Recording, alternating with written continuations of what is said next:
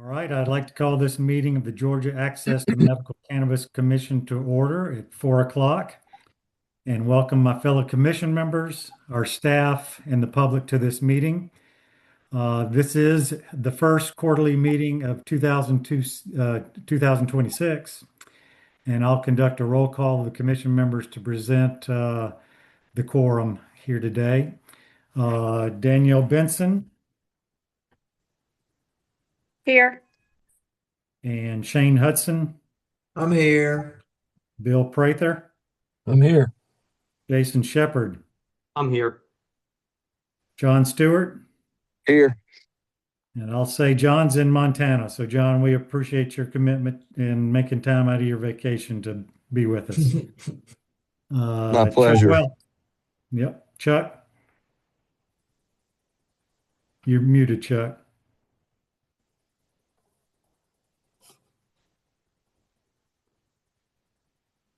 Hey, sorry, I'm normally the space bar unmutes, but I am here. We confirm that now. Thank you for being here. All right, as the first order of business today, I'll entertain a motion to approve the proposed meeting agenda of the April 8th, 2026 commission meeting. Do I have a motion? So move to approve. Thank you, Jason. Is there a second? Second. I got one from Bill. Any discussion?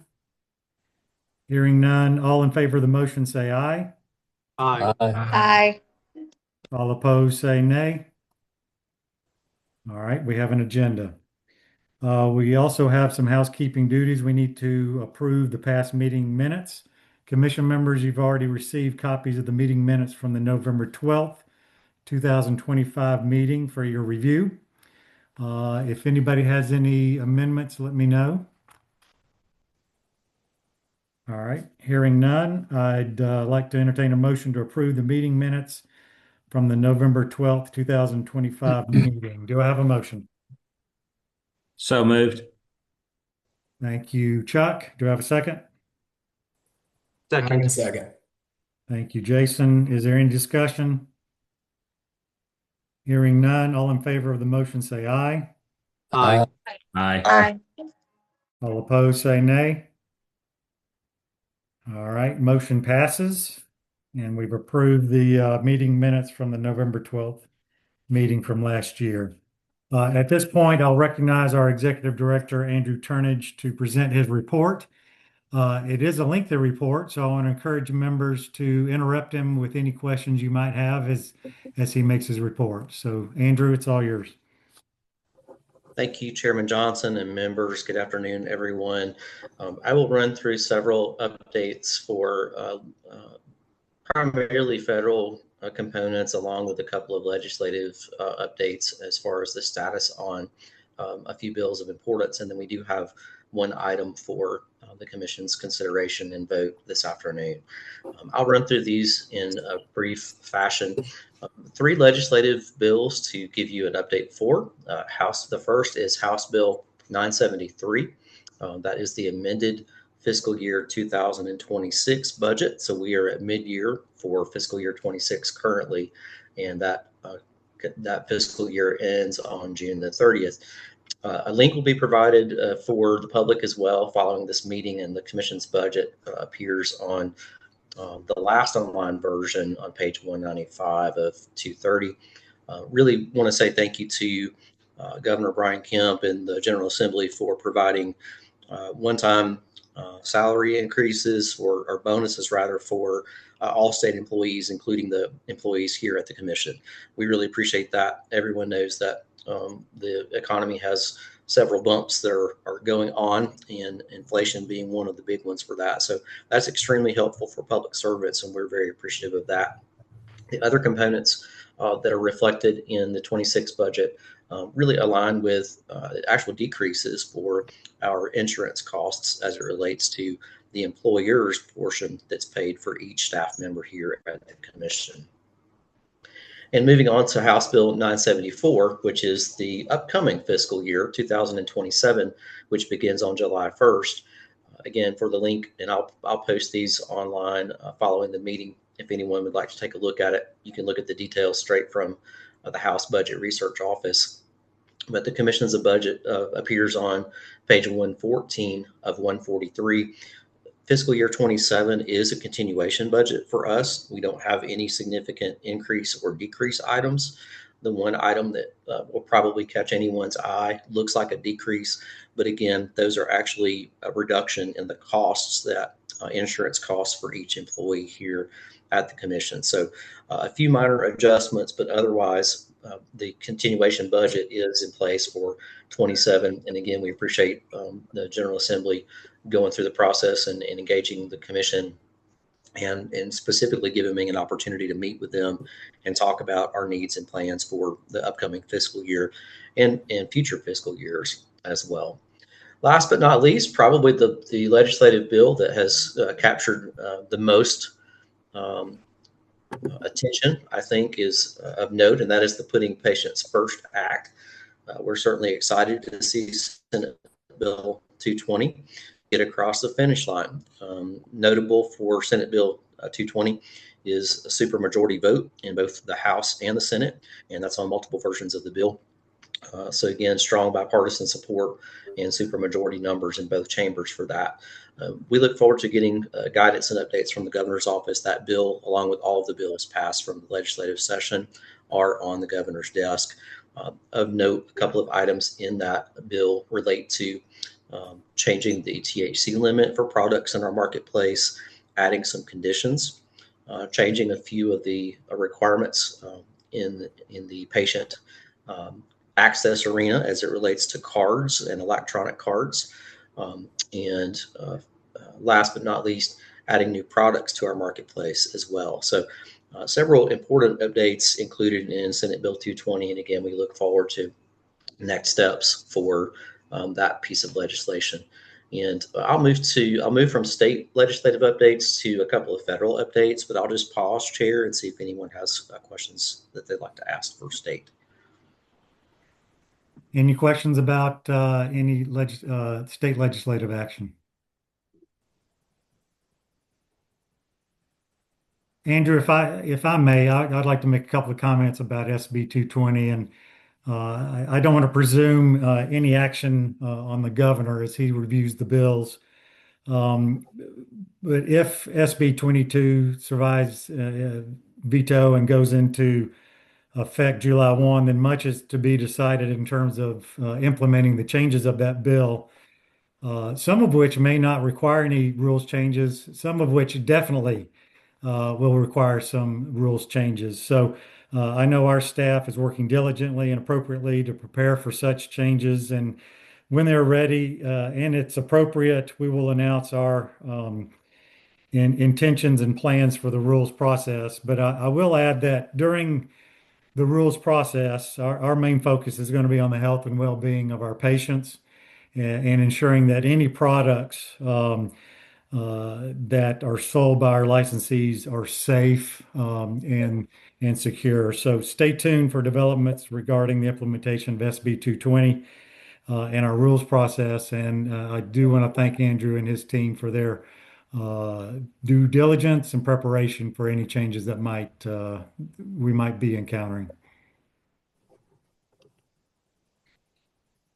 Thank you, Chairman, and I'll just add a few words of thanks as well on behalf of our staff and all the members.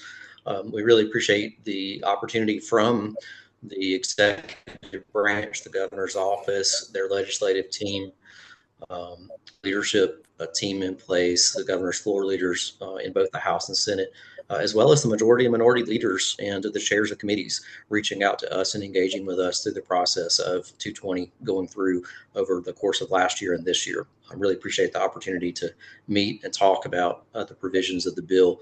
That's a significant input and a great opportunity, frankly, that we don't always get. We haven't had that in the past. So I want to be sure to say thank you publicly for that opportunity. We really appreciate that chance to get feedback. Thank you, Andrew. All right. Hearing no other comments, you can continue with your report. Thank you, Chairman. Briefly, federal updates. We get a lot of questions about these, and so I want to be sure to just touch on them publicly so that you as members are aware, as well as the public are aware. One of the key components that we hear the most about is certainly the executive order and the appropriations components. And so touching on two different items there. One is the language in the appropriations bill as it relates to hemp and hemp-derived products becoming federally illegal again. So far, there have not been changes that change the direction of that as it relates to appropriations in the congressional budget bill. So as it stands, at least right now, it looks like the federal government will continue to head into the direction of a sunset for next year, at which time those products will become federally illegal again. That's the latest update that we have. Obviously, things change daily, and we'll continue to keep you up to date on that. As it relates to medical cannabis programs, the final recommendations from President Trump's office came out at the end of last week. And in the president's fiscal year 2027 budget request that was sent to Congress, the president did include, and this is the first time that President Trump has included this, the recommendation to maintain the congressional appropriations rider that prevents the U.S. Department of Justice from spending federal resources to prevent states from implementing their own medical cannabis laws. And that's an abbreviated version of that. Again, I'll post a link to this on our website as a component that everyone can take a look at. It appears in the appendix for the budget of the federal government for fiscal year 2027, and that information appears on page 239 of 1340 and includes the state of Georgia. So we're certainly pleased to see the federal government recognizing again, as they have several years in the past, protections for states that have regulatory programs such as ours. It's really important for shoring up, if you will, our authority to continue as a state medical cannabis program. So pleased to see that update. Additionally, the executive order that is of interest to all of us is the president's executive order to reschedule cannabis from Schedule 1 to Schedule 3. And the short update on that is there is no update. Currently, no meetings have been scheduled, and the latest, greatest update from the DEA is that no meetings have been scheduled. So I wanted to be sure and share that information. Several of you, as well as members of the public, asked us about the status of that regularly. So I wanted to be sure to include that for our meeting today. As it relates to rescheduling, one of the best resources that staff have used and that we have shared with members previously, but certainly wanted to make the public aware of if you have questions about rescheduling, is the Cannabis Regulators Association rescheduling fact sheet. It is a tremendous resource that answers a myriad of the most frequently asked questions that we get about rescheduling. Questions like, does it legalize this or that? Does it make it a different situation for taxation for companies? Can companies sell these types of products or not? A lot of those commonly frequently asked questions are answered in that fact sheet. And again, I'll link that as a resource for this meeting after our meeting today. Last federal update that I want to share, this is one that made news this particular week, and it's not related to our program, but it is brand new, and it's in the arena of Medicare and Medicaid. The federal government refers to this as the Substance Access BEI, and BEI is a beneficiary engagement incentive. If you don't know what that is, it's okay. I didn't know either until this program rolled out, and I will provide links and information for that again as a resource following our meeting today. But the short version of this is that the state Medicare programs, along with state offices of insurance, may have opportunities to engage with a pilot program from the federal government to provide incentives for individuals that could have access to hemp-derived CBD as a treatment program. And so federal benefits may cover a portion of that through accountable care organizations, ACOs. ACOs, we have several in our state. If I start naming names, someone will get mad if I omit one, but a lot of the larger healthcare entities in our state, Wellstar, Piedmont, just to name a couple, are certainly on the ACO list for our state, and they may be engaging in this. We don't know, but we will keep you posted on the BEI program as it relates to that. Again, that's a hemp derivative, so for sourcing on that, it would be up to the manufacturers to source that, and we would not have oversight of that here at the Cannabis Commission, but we certainly would relate contacts or inquiries to us over to the state's Medicare, Medicaid program contact at DCH. So wanted to provide those federal updates. I don't think that there's any action items or areas of significant concern. We certainly look forward to getting an update and seeing forward movement on rescheduling, and hope that we can see that forward movement at the federal level soon. But that will conclude the updates for federal. And I'll move on to a couple of other updates for you, Chair, but I'll pause again and see if you have questions or comments on those.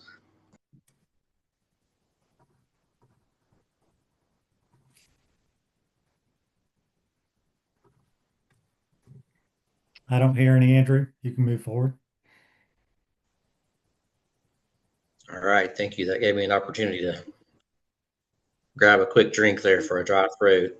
Moving on to licensee updates, I want to provide a couple of updates. Anytime that we take action here administratively, as we have set forth in the rules authorizing me as executive director to do those things, I just try to provide an update to commission members and to the public to make you aware of those actions so that you're up to date with what's going on with our licensees. So 2 license extension updates, just to make you aware. There's no further action required. Both of these are for TheraTrue dispensaries, and these are at locations in Atlanta.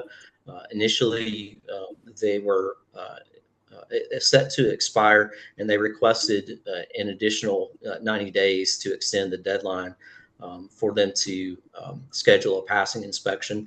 And so we extended that deadline administratively for both of those dispensing licenses in Atlanta until June 30th of this year. And I wanted to make the commission members aware of those extensions. Again, we set forth the authority for that in Rule 351-6-.01 in paragraph 3 for me to do that administratively, and appreciate the trust that the commission places in our staff to be able to process those and get those taken care of in a timely fashion.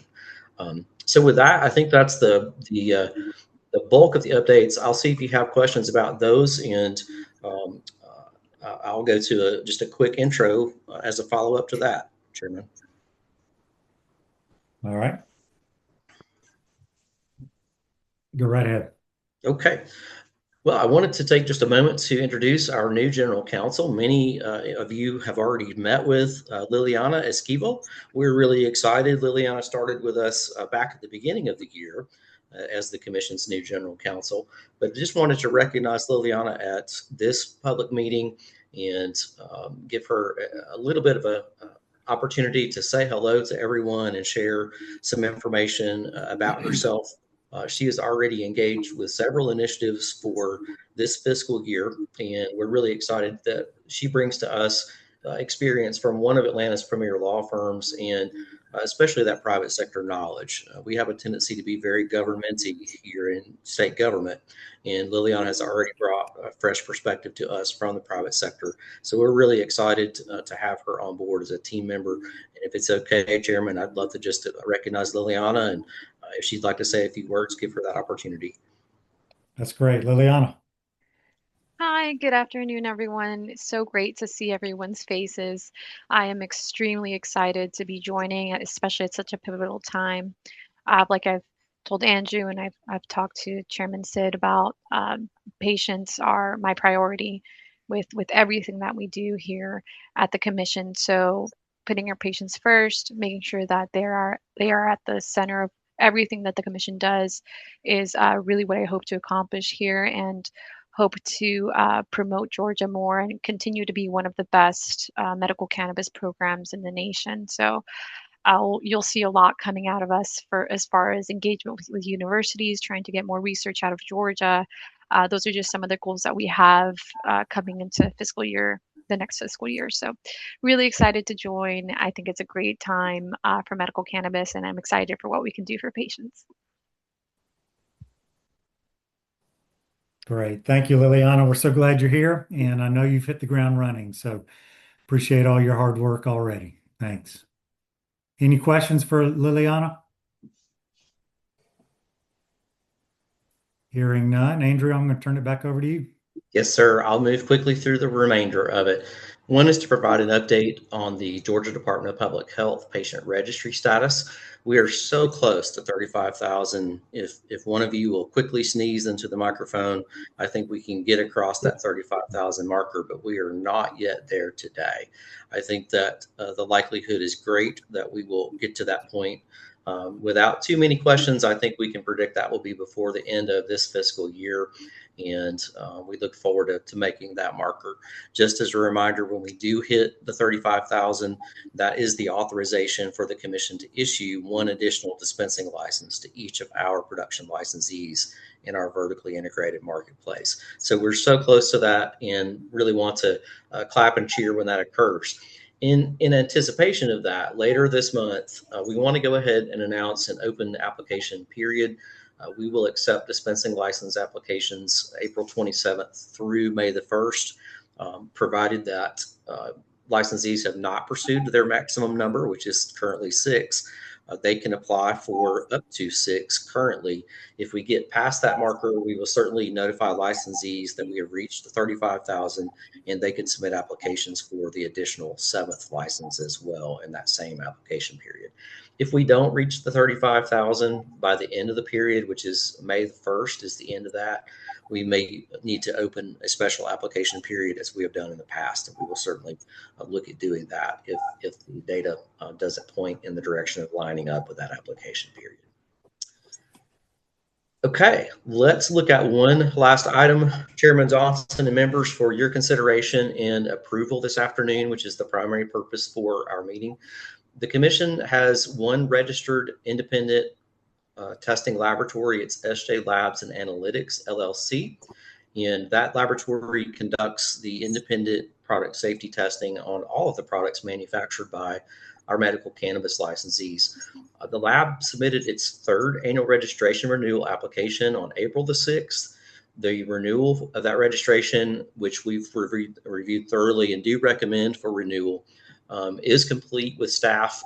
We're ready to make that renewal.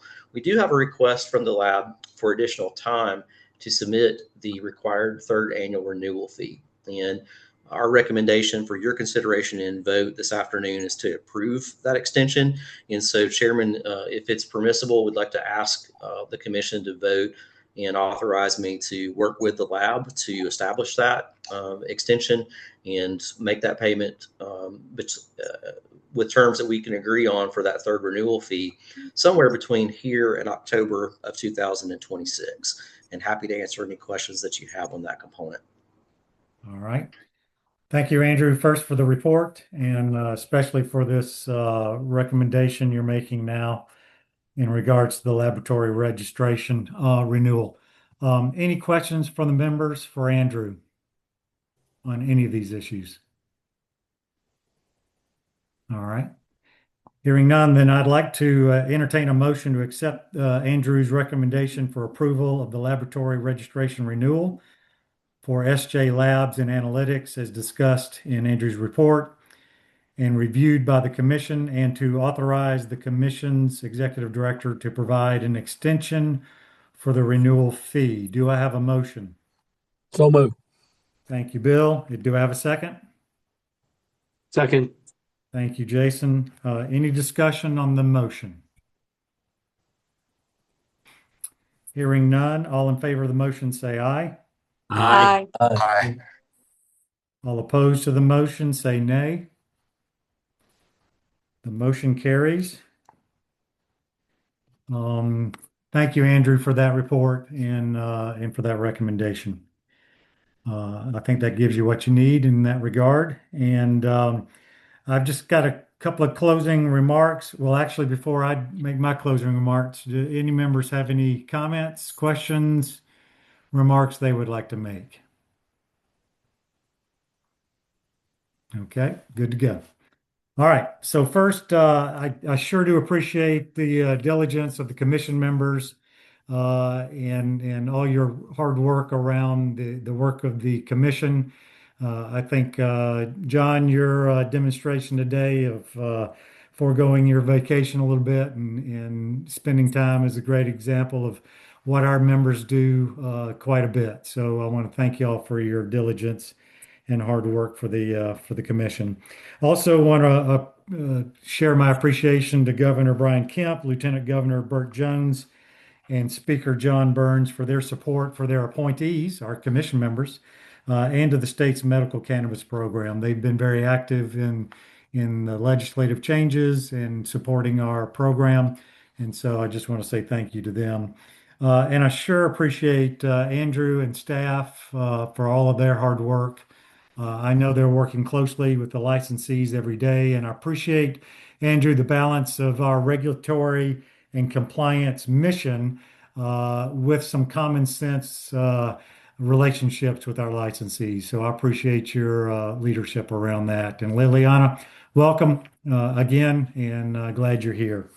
So having said that, I'd like to entertain a motion to adjourn this meeting at 4:28 p.m. Do I have a motion? So moved. Thank you, Chuck. Do I have a second? Second. Second. Thank you, Shane. Any discussion on the adjournment? I didn't think so. All in favor of the motion, say aye. Aye. Aye. Any nays? We are adjourned and we'll be in touch soon. Thank you all very much. Thank you, everyone. Bye-bye. Thank you. Bye-bye.